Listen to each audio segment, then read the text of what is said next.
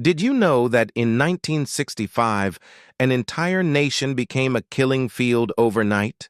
Between 1965 and 1966, Indonesian death squads murdered up to 1 million civilians in what became one of history's most brutal genocides. They had lists, names of suspected communists, neighbors, teachers, anyone who posed a threat. The squads went door to door. They forced people to watch, to participate, to kill their own neighbors. Rivers turned red with blood. Entire villages vanished in a single night. Children were forced to watch their parents die. Torture centers operated in broad daylight. Mass graves filled faster than they could be dug. The CIA provided kill lists with 5,000 names. They knew. They helped. Bodies floated down rivers for months. The stench of death hung over entire provinces. Today, the Indonesian government still denies it happened. Many of the killers hold positions of power. Survivors live in silence. The dead have no voice. One of the 20th century's worst genocides, hidden in plain sight. Did you know the CIA once turned innocent Americans into living lab rats? From 1953 to 1973, Project MKUltra conducted the most horrific mind control experiments in history. Psychiatric patients were given massive doses of LSD without their knowledge. They were shocked with electricity until they forgot their own names. Some were locked in sensory deprivation chambers for weeks. Complete darkness, total silence, until they broke. Dr. Ewan Cameron perfected something called psychic driving. He would put patients into drug-induced comas, then play the same recorded message for months, over and over, until their personalities were completely erased. CIA scientist Frank Olson discovered the truth about these experiments. He threatened to expose everything. Days later, he was secretly dosed with LSD. Then he jumped from a hotel window. Most believe he was murdered. In 1973, the CIA destroyed almost all MKUltra records. Thousands of victims were left without answers about what was done to them. The American government had turned its own citizens into guinea pigs for the most twisted experiments imaginable.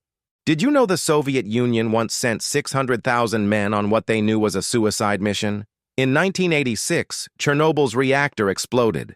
The radiation was so deadly it could kill you in minutes, but someone had to clean it up. They called them liquidators. Some were just 18 years old. The government told them the radiation was safe. It was a lie. These men shoveled radioactive debris with their bare hands. They worked on the reactor roof where radiation was 10,000 times normal levels. Their skin burned. Their hair fell out. But they were ordered to keep working. The worst job went to the bio-robots. They had exactly 90 seconds to clear debris from the most radioactive areas. 90 seconds. Because any longer would kill them instantly. Most liquidators died within months. Their bodies destroyed from the inside out. For decades, the Soviet government covered up their sacrifice. 600,000 men sent to die in silence. The real horror? Many never knew they were walking into their own graves. Did you know that one farmer became death itself during a 100-day winter nightmare? In 1939, the Soviet Union invaded Finland with over 500,000 soldiers. They faced Simo Häyhä, a quiet dairy farmer turned ghost. Operating in -40-degree hell, Häyhä became invisible. Pure white camouflage. No scope to prevent glint. Snow packed in his mouth so his breath wouldn't give him away. He would lie motionless for hours, waiting, watching. One shot, one kill. Over 500 confirmed deaths in just 100 days. The Soviets were terrified. They sent counter-snipers, artillery strikes, carpet bombing runs. Nothing worked. The White Death was hunting them. On March 6, 1940, an explosive bullet finally found him. It shattered half his face. But even as he bled out, Häyhä managed one final shot, killing the Soviet sniper who wounded him. He survived, lived to 96. But he never spoke about those 100 days of killing. Some nightmares are too dark to share. Did you know that in 1950, 30,000 soldiers faced an enemy so brutal that men froze to death while still standing guard? The Battle of Chosin Reservoir, -40 degrees Fahrenheit. 120,000 Chinese soldiers surrounded a vastly outnumbered UN force. What they found there defied belief.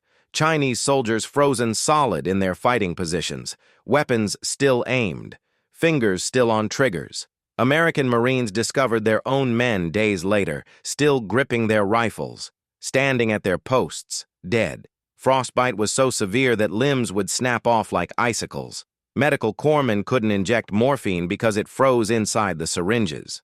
Soldiers had to break apart their frozen food with hammers just to eat. The retreat became known as the Frozen Chosin. 78 miles of fighting withdrawal through a frozen hellscape. Of the 15,000 American troops who entered that reservoir, 3,000 never made it out.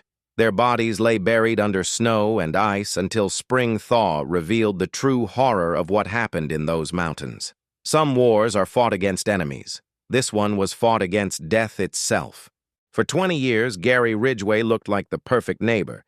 He painted trucks, went to church every Sunday, seemed harmless, but he was secretly America's most deadly serial killer. Between 1982 and 1998, Ridgway murdered at least 49 women. He dumped their bodies along the Green River in Washington state. The police called him the Green River Killer. But here's the truly disturbing part. Ridgway would return to the crime scenes, to have sex with the decomposing corpses. He passed multiple lie detector tests, even gave police his saliva for DNA testing. The technology wasn't good enough to catch him, so he kept killing. He attended his victims' funerals, volunteered for search parties, looked investigators in the eye while pretending to help. The case became the longest serial killer investigation in American history. It took nearly 20 years and millions of dollars to stop him. In 2001, improved DNA technology finally linked him to 4 victims. When he confessed, Ridgway showed no remorse whatsoever, just cold calculation.